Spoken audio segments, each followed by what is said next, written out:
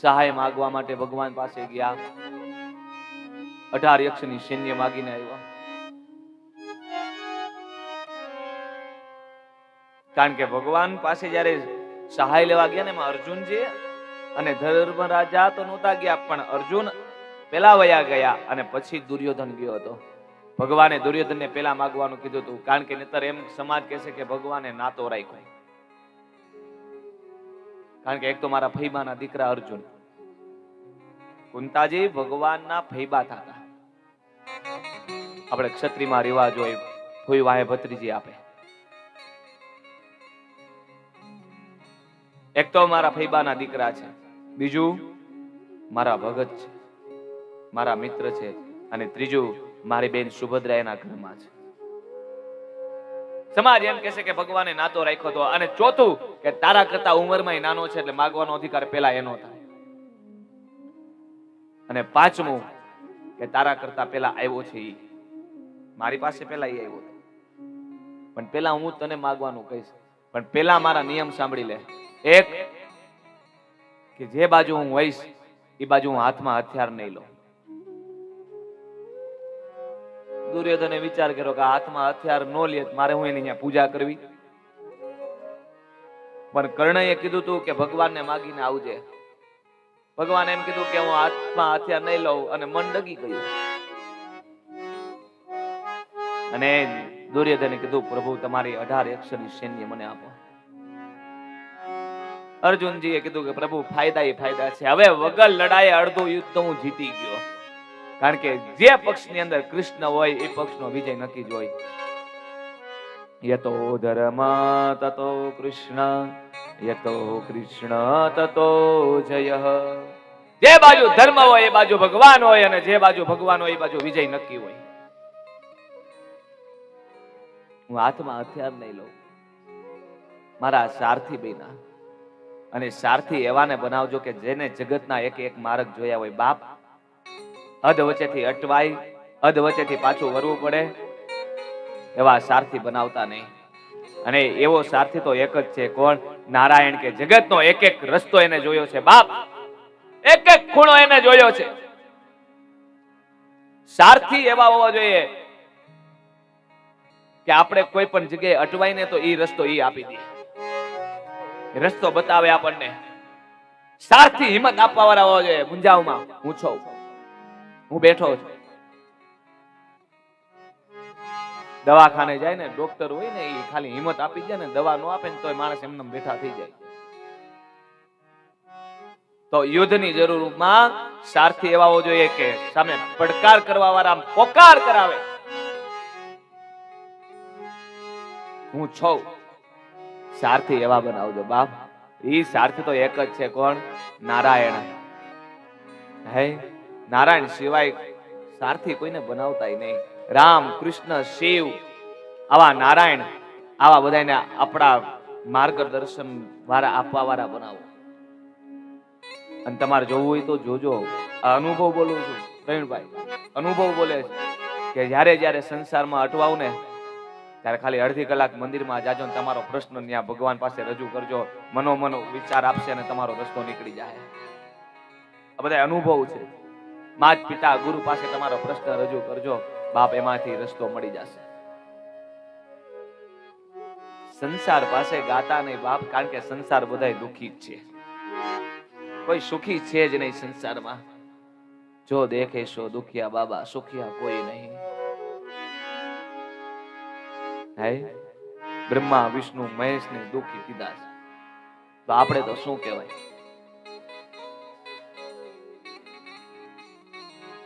તો ભગવાનને સારથી બનાવજો. અને એટલા માટે આપણે કહીએ છીએ ને, પ્રભુ તમે છો મારા જીવન રથના સારથી. પ્રભુ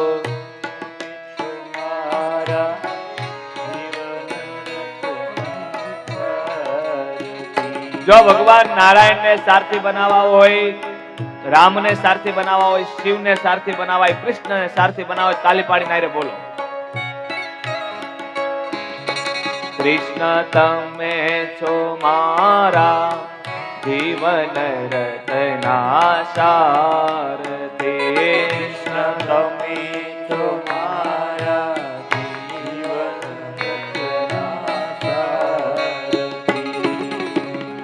જ્ઞાન ગીતા ઉપદેશી મુજને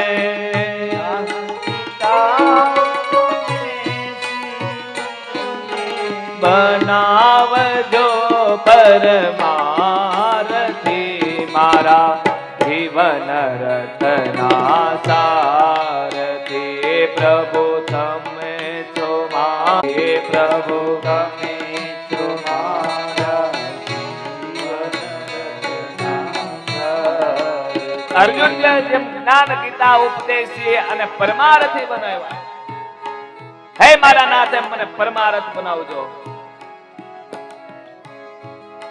બહુ સરસ પદ છે.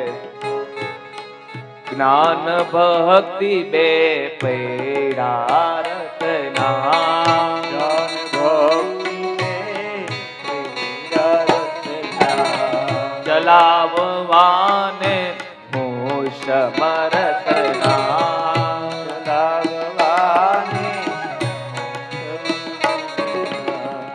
મનના ઘોડાઓ ના દોડે મનના ઘોડાઓ જ્યાં ત્યાં બેદરકારથી મારા જીવન રતના સારથી પ્રભુ તમે છો મારા જીવન તમે છો મારા જીવન રતના સારથી કૃષ્ણ તમે છો મારા જીવન રતના સારથી. તો કીધો આ ગ્રસ્તાશ્રમ છે રથ છે,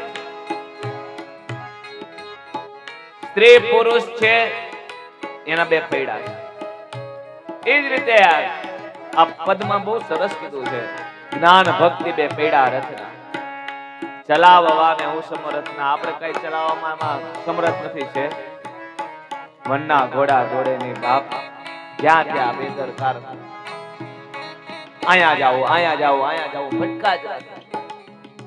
હે મારા નાથ કર્મ કરું ફળ કદી ના માગો કર્મ કરું ફળ હે મારા નાથ કર્મ કરું પણ ફળની આશા ન રાખો. કર્મ ખાલી મારી પાસે કરાવો, ફળ આપવા વાળા તમે બેઠા છો. બહુ સરસ પદ કીધું છે, બહુ સરસ છે. તમે છો મારા જીવન રતના સારથી પ્રભુ તમે છો મારા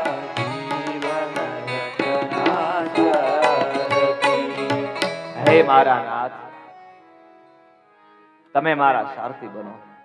ભગવાને કીધું કે હું પણ હાથમાં હથિયાર નથી લેવાનો. ભગવાને આમ વાત કરી ત્યારે અર્જુનજીએ કીધું કે પ્રભુ હાથમાં હથિયાર ન લો કાંઈ નહીં, પણ માર્ગદર્શન તો આપશો ને. પણ ભગવાને હાથમાં હથિયાર નહોતું લીધું ને, પણ બે કામ મોટા કર્યા હતા યુદ્ધની અંદર. બે કામ મોટા કર્યા હતા. ક્યાં ક્યાં? એક હાથમાં હથિયાર નહોતું લીધું, પણ આંખમાં હથિયાર રાખ્યું હતું. એને એમ થાય ને આને કોઈ મારવો છે એટલે એક વાર, બીજી વાર અને ત્રીજી વાર એને સામું જોયું એટલે ગયો. અને આ કોને ખબર હતી? એક ગુરુ દ્રોણ ને, એક પિતામહ ભીષ્મ ને વિદુર ને. બાકી કોઈને ખબર જ નહોતી. અને બીજું કામ એ કર્યું હતું કે સીઆઈડી કરી. ભગવાને સીઆઈડી કરી હતી. જયારે દુર્યોધન એમ દાદાને એમ કીધું ને કે મને ખબર નહોતી કે ભગવાન હાથમાં હથિયાર નહીં લે પણ આવા કામ કરશે, નહીંતર હું ભગવાનને જ માગત. ત્યારે દાદા એમ કીધું કે ભગવાનની પ્રતિજ્ઞા એમ છે ને હાથમાં હથિયાર ન લેવું એમ, પણ હું એની પ્રતિજ્ઞા છોડાવીશ. અને દાદાએ પ્રતિજ્ઞા છોડાવી હતી, પણ ભગવાનને હાથમાં હથિયાર લેવું પડ્યું હતું. એ ભગવાનનો ભગત જ કરાવી શકે, બાકી બીજાની કોઈની તાકાત નથી.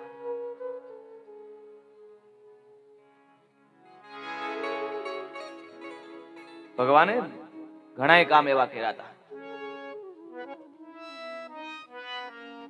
હે મારા નાથ આ ઘરની અંદર ભગવાન ભાજી ખાવા આવ્યા હતા વિદુરને ત્યાં, અને પછી ભગવાન વયા ગયા અને વિદુરજી મહારાજ ધૃતરાષ્ટ્ર પાસે ગયા અને કીધું કે મોટા ભાઈ તમે સમજો, નતર વંશમાં કોઈ વાસ નાખવા વાળો રહેશે નહીં, પાછળ પાણી રેડવા વાળો નહીં વધે. કેન્સર રૂપી રોગ છે આ દુર્યોધન. આંગળીમાં કેન્સર થયું તો આંગળી કાપી નખાય, નતર આખા શરીરમાં પસરી જાય તો શરીરનો નાશ કરી નાખે.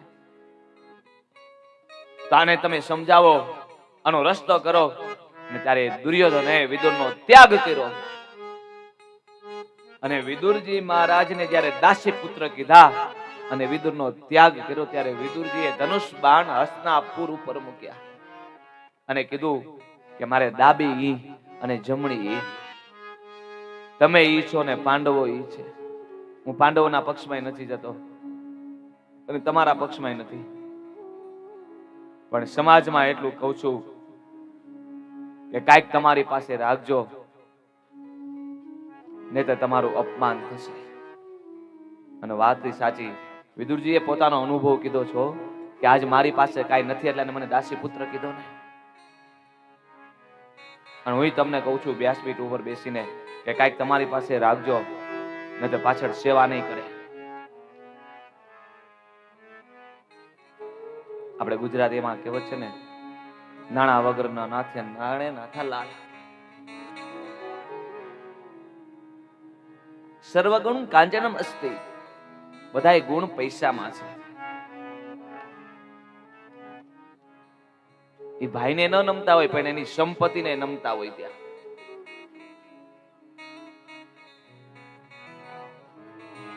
અને વિદુરજી મહારાજનો ત્યાગ કર્યો અને ભગવાન દ્વારકાનાથે નક્કી કરી લીધું હવે દુર્યોધનને મરાવો. આવી જ કથા રામાયણમાં આવે કે રાવણે વિભીષણનો ત્યાગ કર્યો અને રામે નક્કી કરી લીધું કે હવે રાવણને મારવો.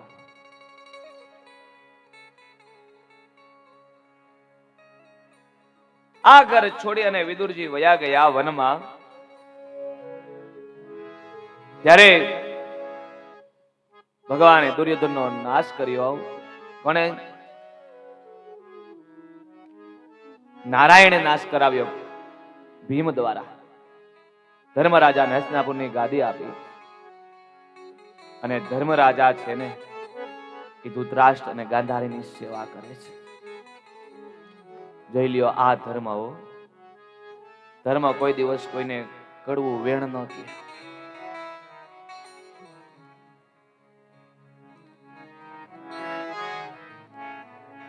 ધર્મ કોઈ દિવસ કોઈને કડવું વેણ ન આપે. ધર્મરાજા ભીમને એમ કે તારો સ્વભાવ ઉતાવળો છે, પણ કોઈ દિવસ દાદા અને દાદીને કઈ કહેતો નહીં, કારણ કે આપણી સેવા કરવાની ફરજ છે. આ ધર્મરાજાઓ આજ ધૃતરાષ્ટ્રે પાંડવોને વનમાં મોકલ્યા ને, નતર ઈ ધારત તો દુર્યોધનને ના ન પાડી શકે. હસ્તિનાપુરમાં જ્યારે દ્રૌપદીના ચીર ખેંચાતા હતા ત્યારે ધૃતરાષ્ટ્ર હતા જ. આંખે જોઈ નહોતા શકતા પણ કાને સાંભળી તો શકતા હતા ને. પણ ધર્મરાજા માત પિતાની સેવા કરે છે. એના માત પિતા જ કહેવાય ને. રોજ સવારે પગ દાબે, સાંજે પગ દાબે, પૂજા કરે, સેવા કરે છે. પુત્રની ફરજ છે દાદા દાદી માત પિતાની સેવા કરવાની.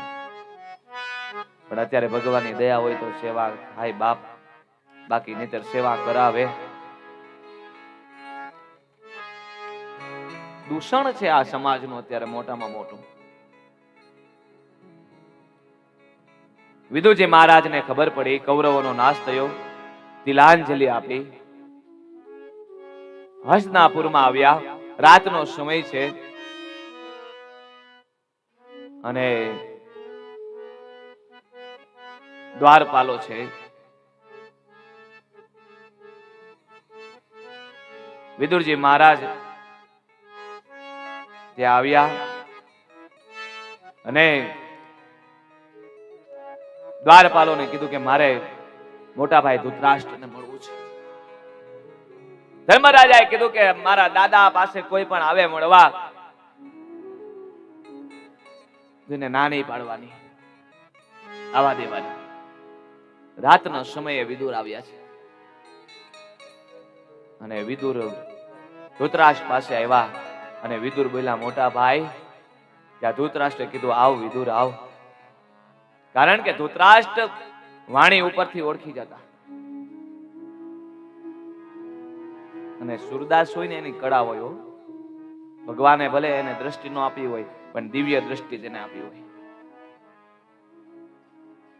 એને કળા હોય કે એક અવાજ ઉપરથી ઓળખી જાય અને બીજું કે સ્પર્શ હાથ ડાળે ને ત્યાં ખબર પડી જાય આ જ વ્યક્તિ છે. એકવાર તેને તમારો હાથ એને પકડી લીધો હોય પછી 10 વર્ષ પછી એને મળો ને તમારો હાથ પકડી લખી દે કે આ જ છે. ઈશ્વરે એને દિવ્ય ચક્ષુ આપી હોય, સ્પર્શ શક્તિ આપી હોય એને. મોટા ભાઈ, તમે અહીંયા રહ્યો છો હજી હસ્તિનાપુરમાં? હા વિદુર. આ ધર્મરાજા આ દુર્યોધન નું મૃત્યુ થયા પછી મારી સેવા કરે છે, પાંડવો મારી સેવા કરે છે. અને વિદુર વાણી આવી, પાછી વિદુર નીતિ આવી. વિદુર નીતિ કડવી પણ સત્ય હતી. મોટા ભાઈ, તમારો અધિકાર શું છે કે પાંડવો પાસે તમે સેવા કરાવો છો? મોટા ભાઈ, જ્યારે લાક્ષા ભવનમાં પાંડવોને વાળ્યા ત્યારે તમે જોઈ નહોતા શકતા પણ સાંભળી તો શકતા હતા ને? મોટા ભાઈ, જ્યારે દ્રૌપદીના ચીર ખેંચાતા હતા ત્યારે તમે જોઈ નહોતા શકતા પણ સાંભળી તો શકતા હતા ને? મોટા ભાઈ, જ્યારે જુગાર રમતા હતા ત્યારે કપટ થતો હતો, ચોપાટી જુગાર જ કહેવાય, કપટ થતું હતું, તમે જોઈ નહોતા શકતા પણ સાંભળી તો શકતા હતા ને? ત્યારે તમે રૂકાવટ નહોતા કરી શકતા? ત્યારે તમે દુર્યોધનને ના નહોતા પાડી શકતા? મોટા ભાઈ, પાંડવો છે, ધર્મ છે, ધર્મ કોઈ દિવસ તમારું અપમાન નહીં કરે, તમારી સેવા જ કરશે. પણ તમારો અધિકાર નથી આ હસ્તિનાપુરમાં રહેવાનો. સમજો મોટા ભાઈ, વૃદ્ધા અવસ્થા આવી, છેલ્લી અવસ્થા છે. વનમાં જય ભગવાનનું નામ લ્યો અને આ કાયા સુધારી લ્યો, કલ્યાણ કરી લ્યો, પ્રાયશ્ચિત કરી લ્યો. મોટા ભાઈ, ભાઈ હોય ને તો વિદુર જેવા હોય જાય, ભાઈ કે ભગવાનને પ્રાપ્ત કરાવે. અને વિદુરે રાતના સમયમાં ગાંધારી અને ધૃતરાષ્ટ્રને લઈ ગયા, વનમાં વયા ગયા. સવાર થયું.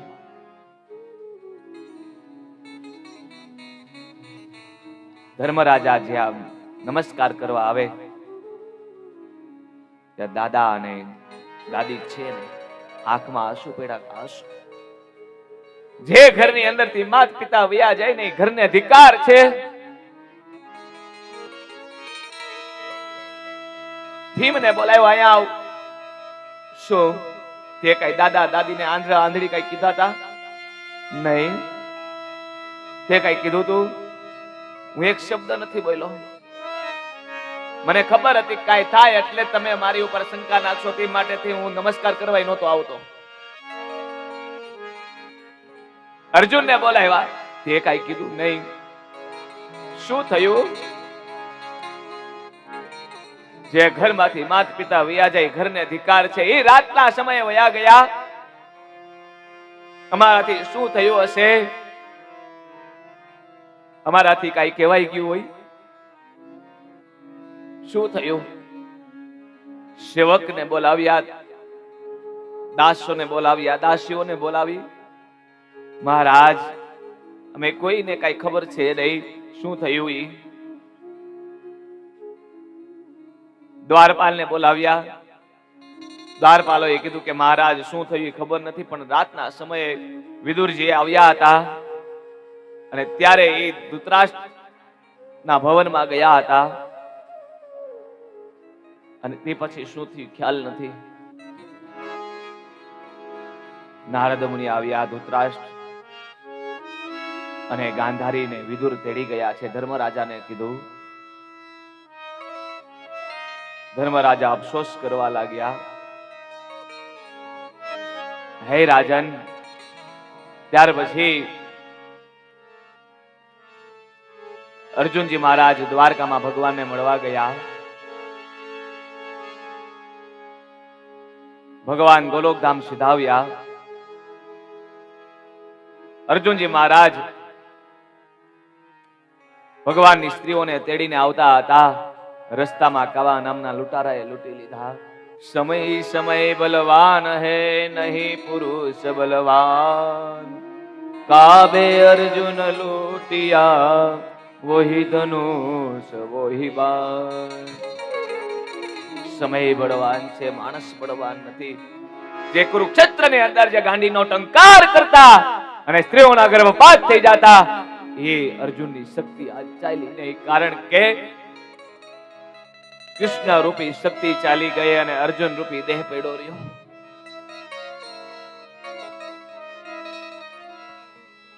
ધર્મરાજા વિચાર કરે કે આ શું? કૂતરાઓ સામું જોઈને રડે, ગાય સામું જોઈને રડે, અપશુકન થવા લાગ્યા. આ બધી અપશુકનની નિશાની છે. હસ્તિનાપુરમાં અર્જુનજી મહારાજ આવ્યા. આંખમાં આંસુ પડે છે. આંખમાં આંસુ પાડે. ધર્મરાજાએ કીધું કે શા માટે તું રડસ? કોઈની રક્ષા નથી કરી શકો, ગાયની રક્ષા નથી કરી શકો, સાધુ બ્રાહ્મણની રક્ષા નથી કરી શક્યો, ગુરુની રક્ષા નથી કરી શક્યો, સ્ત્રીઓની રક્ષા નથી કરી શક્યો. અર્જુનજી મહારાજ જોરથી રડવા લાગ્યા. દ્વારકાનાથ તો કુશળ છે ને,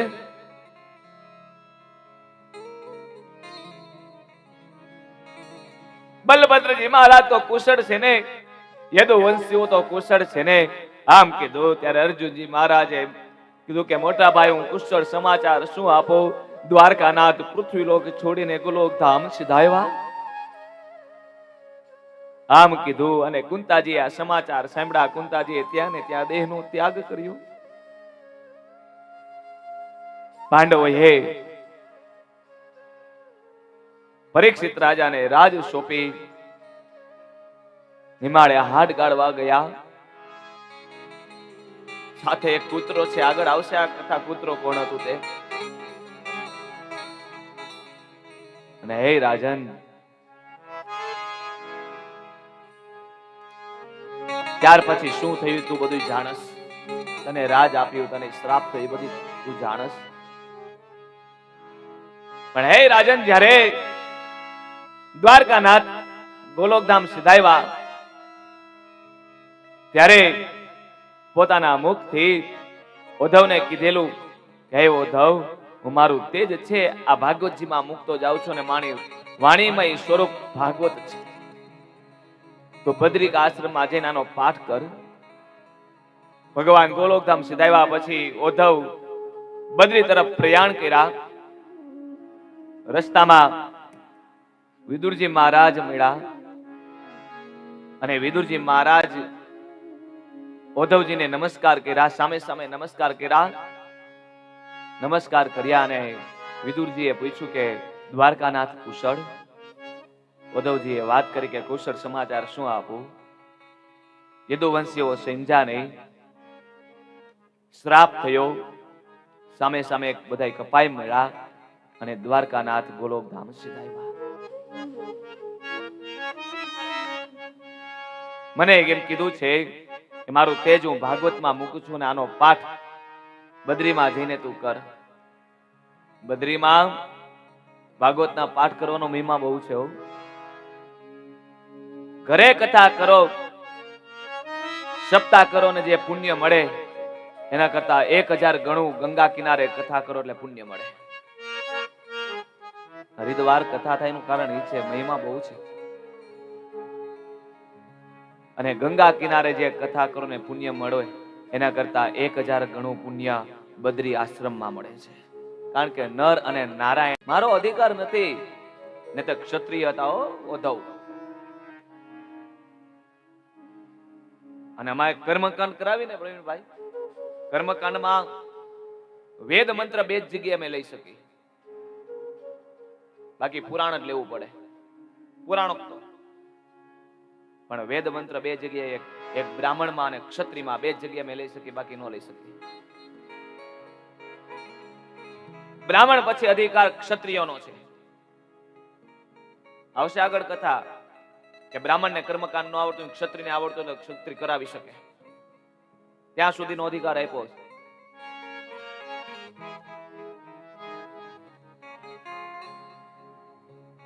હું નહીં કરાવી શકું, હું નહીં જ્ઞાન આપી શકું, હું નહીં બોલી શકું, તો મારે શું કરવું? ત્યારે કીધું કે દ્વારકાનાથનો આદેશ છે, તમે મૈત્રીજી મહારાજ પાસે જઈ એનાની કથા સાંભળો. વિદુરને એમ થયું કે ઉદ્ધવને જ્ઞાન નહોતું આપવું ને એટલે મને ના પાડી દીધી. ત્યાંથી ચાલતા થયા અને જ્યાં મૈત્રીજી મહારાજના આશ્રમમાં વિદુરજી મહારાજ આવ્યા ને, ત્યાં ચાર ચાર ગાવ, બધી બાજુ, ચારે બાજુ ચાર ચાર ગાવ મહામંત્ર બોલાય છે. પશુ બોલે, પક્ષી બોલે, વૃક્ષો પણ બોલે છે અને મહામંત્ર બોલે છે. કયો મહામંત્ર? ઓમ નમો ભગવતે વાસુદેવાય. ઓમ નમો ભગવતે વાસુદેવાય. આ ભાગવતીનો મહામંત્ર છે, બધાએ બોલવાનો માટે હારે બોલો. ઓમ નમો ભગવતે વાસુદેવાય. ઓમ નમો ભગવતે વાસુદેવાય. આ મહામંત્ર ચાલે છે. ત્યારે વિદુરજી મહારાજને થયું કે નહીં, વાહ પ્રભુ, મને ઉદ્ધવજી મહારાજે મોકલી, યોગ્ય જગ્યાએ મોકલો છે. આવી જ કથા રામાયણમાં આવે છે કે જ્યારે ભગવાન નાગપાશથી બંધાણા, મેઘનાથે શક્તિ મારી, નાગપાશથી બાંધ્યા અને ગરુડજી મહારાજને બોલાવ્યા નાગપાશથી છોડાવવા માટે. અને ગરુડને મોહ થયો કે જે મારી પીઠ ઉપર બેસે, જેનું વાહન હું છું, અને એ નારાયણ આ નાગપાશથી બંધાય, આ મને સંશય છે. અને ગરુડજી મહારાજ શંકર ભગવાન પાસે ગયા. મહારાજ, હે સદાશિવ, હે ભોલેનાથ, આ જગતની અંદર રામ કેટલા? જે મારી પીઠ ઉપર નારાયણ બેસી જા રામ, દશરથ પુત્ર રામ, એ આ રામ જેના નામથી તમે કાશીની અંદર મુક્તિ આપો છો, એ રામનું નામ એ જ આ રામ? અને જો એ રામ 14 લોકના નાથ હોય, જગતના રચયિતા એ હોય, તો આ રામ નાગપાશથી બંધાય કેમ અને એને છોડાવવા માટે મારે આવવું પડે? આ સંશય છે. ત્યારે ભગવાન શિવજીએ વિચાર કર્યો કે આ પક્ષી છે અને હું ન સમજાવી શકું, કારણ ખગની ભાષા ખગ જાણે, સમાધિની ભાષા સમાધિ જાણે, અને પ્રેમીની ભાષા પ્રેમી જાણે, અને ભગતની ભાષા ભગત જાણે. ઈશારેથી વાત થઈ જાય. આ પક્ષી ખગ છે, આને હું નહીં સમજાવી શકું. ત્યારે ભગવાન શિવજીએ કીધું કે તમે એક કામ કરો, નીલગિરી પર્વતમાં ભુસુંડી મહારાજ રામાયણનો રોજ પાઠ કરે છે, ત્યાં તમે જાઓ. પણ ધ્યાન રાખજો, ત્યાં તમે જાઓ, મનમાં અહંકાર ન રાખતા કે કાગડો શું મને જ્ઞાન આપે એમ. ભલે તમે પક્ષીના રાજા છો, પણ અહંકાર ન હોવો જોઈએ. જ્ઞાન ગમે એની પાસેથી મળી જાય. કાલે સાંજે અમે સત્સંગ કર્યો, મારા અવતારે બાપુ આવ્યા, ઘણો સત્સંગ કર્યો, ઘણું મને જાણવા મળ્યું. જ્ઞાન ગમે એની પાસેથી મળી જાય.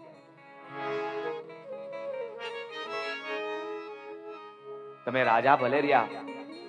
અને ગરુડજી મહારાજને એમ થયું કે આ દેવાથી દેવ ભોળાનાથ છે, એને મને વાત નહોતી કરવી, એટલે મને કાગભૂષણજી મહારાજ પાસે મોકલા.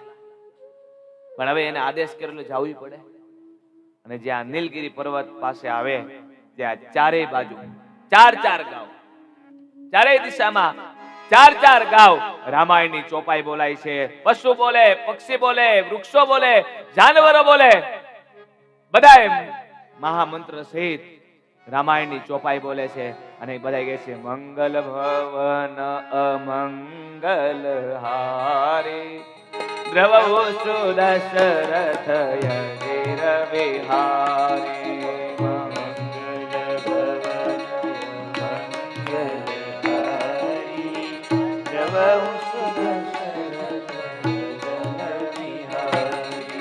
મંગલ ભવન અમંગલ હારી દ્રવ સુદશરથ યજીર વિહારી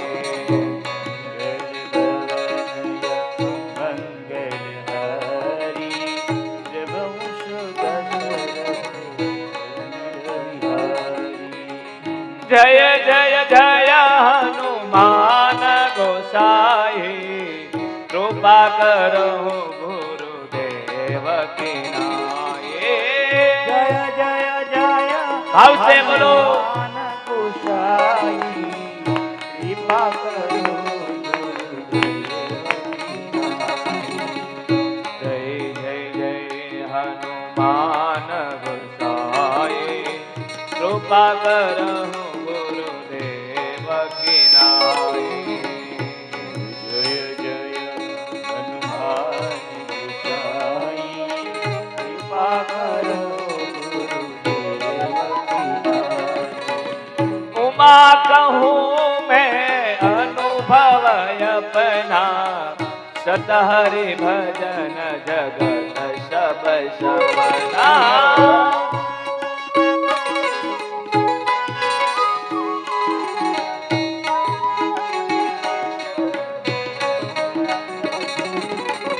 श्री राम जय जय राम श्री राम जय राम जय जय राम श्री राम जय राम જય જય રામ શ્રી રામ જય રામ मंगल भवनाय मंगल हारे द्रव सुदशरथ यजिर बिहारी उमा कहूँ मैं अनुभव अपना सतहरि भजन जगत सब सपना जय जय जय हनुमान गुसाई कृपा करो गुरुदेव की नाय राम राम राम આમ પશુ પક્ષી વૃક્ષો જાનવરો બોલે છે અને સંતના આશ્રમમાં ભગવાનના મંદિરમાં કોઈને વેર ન હોય ત્યાં બધાય સરખા ભગવાનના દરબારમાં ન્યાય છે અન્યાય નથી બધાય જેવું ત્યાં સરખા છે એક સરખા બધાય ભગવાનના આશ્રમમાં ભગવાનના મંદિરમાં વેર ન હોય અહીં છે ને બધા સરખા છે જો બધા કોઈને વેર કાંઈ અત્યારે ભગવાનનો દરબાર કહેવાય ને હે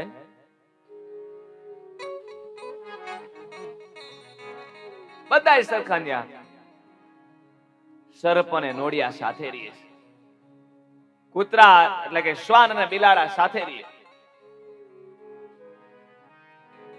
કારણ કે સંતના આશ્રમમાં વેર ન હોય શું કામે કે ભગવાનના ભજનની અંદર એટલી તાકાત છે શંકર ભગવાનના મંદિરે તમે જાઓ એટલે બધાય વિરોધી પાસે ત્યાં રહે જોઈ લ્યો શિવજીના મંદિરે તમે જાઓ એટલે બધાય વિરોધી ત્યાં રહે સૌ પહેલા આપણે શંકર ભગવાનના મંદિરે જઈએ બધાયથી પહેલા આપણે દર્શન કોના કર્યું ગણપતિ દાદાના કરી પેલા ગણપતિ દાદા દર્શન કરી ગણપતિ દાદાનો વાહન શું ઉંદર ભગવાન શિવના ડોકમાં શું સર્પ ઉંદર ને સર્પ ને ભળે ન્યાય રે ત્યાંથી આગળ ચાલો કાર્તિક સ્વામીનું વાહન મોર ભગવાન શિવના ડોકમાં સર્પ મોર ને સર્પન ભળે ન્યાય રે છે ત્યાંથી આગળ જાઓ માં પાર્વતીનું વાહન શું સિંહ વાઘ જે કયો તે ભગવાન શિવનું વાહન નંદી બળદ પોઠિયો વાઘને સિંહ ને ભળે બળદ ને સિંહ ને ભળે ને હાયરે રીએ બાપ આ એક જ વસ્તુ સમજાવે કોઈ હાયરે વેર રાખોમાં બધાય સરખા જ છે વેર રાખોમાં વેર આપણને સોયપું ન્યા કાંઈ છે જ નહીં માટે વેર ન રાખતા બધાય સરખા ત્યાં વિરોધી ભાષી બધાય ત્યાં છે ત્યારે ગરુડજી મહારાજને એમ થયું કે નહીં ભગવાન શિવજીએ મને મોકલો છે યોગ્ય જગ્યાએ મોકલો છે કે જ્યાં પશુ પંખી જાનવરો જો ચોપાઈ બોલતા હોય તો આ સંતની આ ઋષિમાં આ જ્ઞાતામાં કેટલી તાકાત હશે. તો આજ મૈત્રીજી મહારાજના આશ્રમમાં પણ સર્પ નોડિયા સાથે છે, મહામંત્ર બોલે છે. અને મૈત્રીજી મહારાજે સ્વાગત કર્યું, પધારો વિદુર. વિદુરજી મહારાજે નમસ્કાર કર્યા અને વિદુરજી મહારાજે મૈત્રીજી મહારાજને પૂછ્યું કે બાપજી, મને એક સંશય છે. આ જગત બનાવ્યું કોને? આવ્યો ન્યાન્ય પ્રશ્ન. પરીક્ષિત રાજાએ સુખદેવજી મહારાજને પૂછ્યું કે આ જગત બનાવ્યું કોને? એ જ પ્રશ્ન વિદુરજીએ મૈત્રીજીને પૂછ્યું. આપણી કથા અત્યારે બે જગ્યાએ ચાલે છે. એક, સુખદેવજી મહારાજ રાજા પરીક્ષિતને ગંગા કિનારે કહે છે. સુતજી મહારાજ નૈમિષારણ્યમાં 88,000 ઋષિમુનિઓને, અને ત્રીજી કથાનો પ્રસંગ હવે શરૂ થયો. કયો કે મૈત્રીજી મહારાજ વિદુરજીને કહે છે,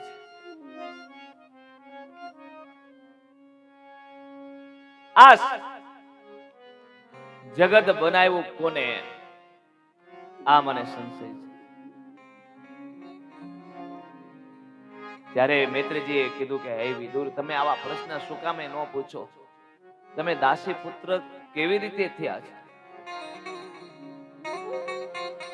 શાંડલ્ય શ્રાપ, તમને શાંડિલ્ય ઋષિનો શ્રાપ છે, એટલા માટે તમે દાસી પુત્ર થયા છો. તમે ભગવાનના ભગત છો, યમનો અવતાર છો. કારણ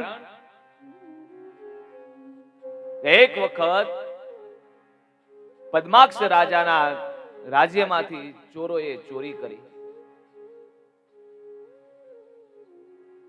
ચોરી કરીને ચાલતા થયા, પાછળ રાજાના સિપાહીઓ દોડવા લાગ્યા. શાંડલ્ય ઋષિ તપશ્ચર્યા કરતા હતા, જેનું બીજું નામ માંડલ્ય.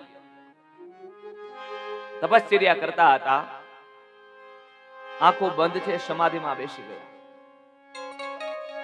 આ ચાર ચોરો ત્યાં બેસી ગયા. એને એમ વિચાર કર્યો કે બચાવશે તો આ ઋષિ આપણને બચાવશે. ચોરો આવ્યા, બેસી ગયા. પાછળ રાજાના સિપાહીઓ હતા. એને આ ઋષિ સહિત ચારેય ચોરોને ઉપાડીને રાજા પાસે લઈ આવ્યા. કઈ જાણ્યું નહીં. રાજાને કીધું કે મહારાજ, આ ચાર ચોરોએ આપણા નગરમાં ચોરી કરી, અને આ ચોરોનો સરદાર આ ઋષિ છે, ઢોંગ કરે. કઈ જાણ્યું જ નહીં. રાજાએ કીધું પાછીને સુડી આપી દો. પેલા તો તરત ચુકાદો જતો, તો હવે બધા કાગળિયા થાય, કોર્ટમાં જવું પડે. પેલા તરત જ નિર્ણય ફાઇનલ જ હતો. અને ત્યાંથી ચુકાદો તરત હતો ને, નિર્ણય તાત્કાલિક હતો ને, એટલે આગળ એમાંથી કઈ વધતું નહીં.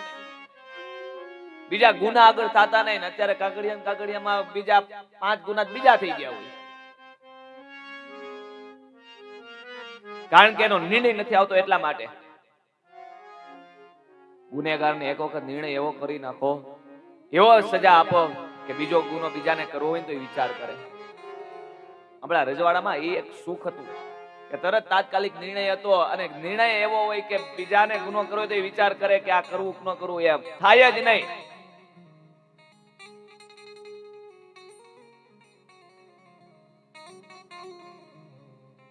પદ્માક્ષ રાજાએ કીધું આપી દો એને, તરત આપી દો, સજા આપો એને. ત્યારે સુડી ઉપર ચડાવ્યા. ચારેય ચોરોને સુડી પ્રવેશ કરી ગઈ. ઋષિને સુડી પ્રવેશ ન કરી. 3 દિવસ રાખ્યા, સુડી પ્રવેશ ન કરી. રાજા પાસે આવ્યા, મહારાજ, ઓલા ચારેય ચોરોને સુડી પ્રવેશ કરી ગઈ, પણ આ ઋષિને પ્રવેશ નથી કરતી. 3 દિવસ રાખ્યા. રાજા ભગવાનના પગમાં પડ્યા, મારો ગુનો માફ કરો. ઋષિ પાસે આવ્યા, ઋષિને સુડીથી નીચે ઉતાર્યા, પગમાં પડ્યા.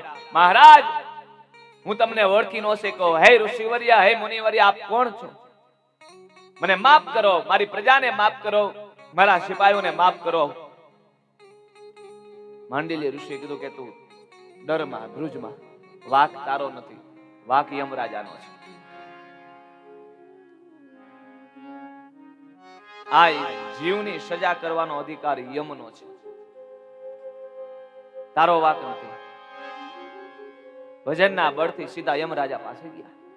માંડલ્ય ઋષિ યમરાજા ઉભા થયા, પધારો, સ્વાગત કર્યું. માંડલ્યે કીધું કે મારું પાપ કેટલું અને મારું પુણ્ય કેટલું, બોલ. જોઈ લ્યો ભજનની અંદર કેટલી તાકાત છે, તપની અંદર કેટલી તાકાત છે. યમરાજાને કીધું મારું પાપ કેટલું ને મારું પુણ્ય કેટલું.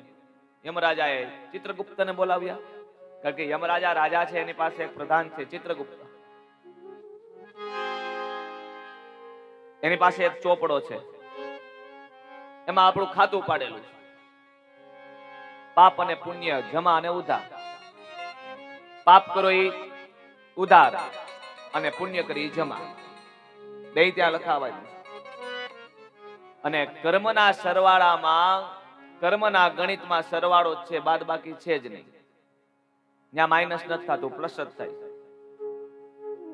માટે 10 પુણ્ય કર્યા હોય અને પછી 5 પાપ કરી, એટલે આપણને એમ થાય કે 5 પાપ હોય સામે 10 પુણ્ય છે, એમાંથી 5 પુણ્ય વયા ગયા એટલે 5 પાપ નહીં ભોગવવાના. નહીં, એ ગણિત તમારું ખોટું છે, યાદ રાખજો. એ સરવાળો તમારો ખોટો, એ બાદબાકી તમારી ખોટી, એ ગણિત તમારું ખોટું. કર્મના સિદ્ધાંતમાં સરવાળો જ છે, આગળ જ હાલવાનું, પાછળ જવાનું જ નથી. 10 પુણ્ય કર્યા હોય ને 5 પાપ કર્યા હોય તો 10 ને 5 15 થયા, 15 ને 15 ભોગવવાનું છે. પાપ નાશ નથી પામતું, પુણ્ય ભોગવવાનું અને પાપે ભોગવવાનું. બોલ મારું પાપ કેટલું, મારું પુણ્ય કેટલું. ચોપડો ખોલ્યો. ચિત્રગુપ્તે કીધું કે મહારાજ બધું તમારું પુણ્ય જ છે, તમારું પાપ કઈ છે જ નહીં. બરોબર જોઈ લેજો, હજી તમારી ઉંમરે બાકી છે, તમે અત્યારે આવ્યા. મારું પાપ મારું પુણ્ય, પુણ્ય છે, પાપ નથી. નહીં, બરોબર જોશ? હા, તો બોલ. હું 3 દિવસ પણ ઈચ્છાનું રીએ નહીં. શું કામ? કેવા મારા નાથની આ રચના જો તો ખરા. નામ હે તેરા તારણ હારા, કબ તેરા દર્શન હોગા.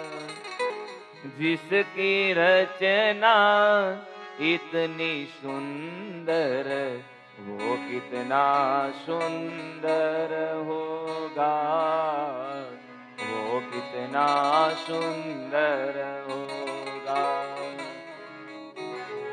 આ રચના આને આટલી સુંદર છે તો મારો નાથ સુંદર કેટલો હશે. જેની ગુણગાન ગાતા જો આટલો આનંદ આવે છે, જેની કથા સાંભળતા આપણને આટલો આનંદ આવે છે, તો એ મારો નાથ જ્યાં હશે ત્યાં શું ખામી હશે બાપ, ખાલી કલ્પના કરો.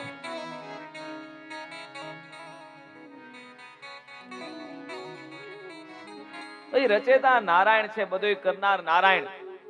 3 પ્રકારની આ સૃષ્ટિ બનાવી, 7 પૃથ્વી બનાવ્યા, 7 લોક બનાવ્યા, ઉપરના 7 દ્વીપ બનાવ્યા,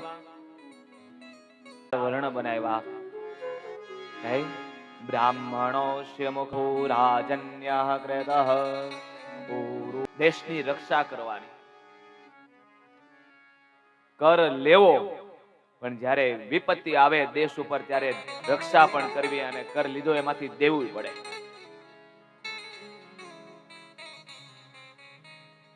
ત્યાર પછી આવે વૈશ્ય, અને જાંઘમાંથી ઉત્પન્ન કર્યા, અને ત્યાર પછી શુદ્ર, એને પગના તળિયામાંથી ઉત્પન્ન કર્યા. આ વૃક્ષો બનાવ્યા, ભગવાને પોતાના શરીરમાંથી જ આ બધી રચના કરી, અને બ્રહ્માજીને ઉત્પન્ન કર્યા. અને બ્રહ્માજીને ઉત્પન્ન કરી, અને બ્રહ્માજીએ 10 માનસ પુત્ર ઉત્પન્ન કર્યા. 10 માનસ પુત્ર ઉત્પન્ન કર્યા છે બ્રહ્માજીએ. એમાં નારદજી પણ આવી જાય છે, મરીચી, કલા, આ બધા 10 માનસ પુત્ર ઉત્પન્ન કર્યા. અને સમયની ઘડી બતાવી, સમય આપ્યો. હે રાજન, ઋતુ બનાવી, સમય આપ્યો.